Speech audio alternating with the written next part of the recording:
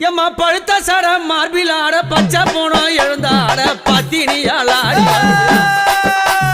பழுத்த சட மார்பில் ஆட பச்சை போனோம் எழுந்தாட பத்தினியால் ஆடி வருகிறார்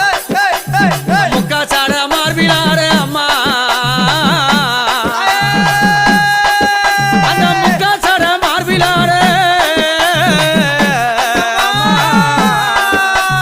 முக்கா சட மார்பில் ஆட முண்டமெல்லாம் எழுந்தாட உத்தமியால் ஆடி வருகிறா யாழையனூரா உத்தமியால் ஆடி வருகிறா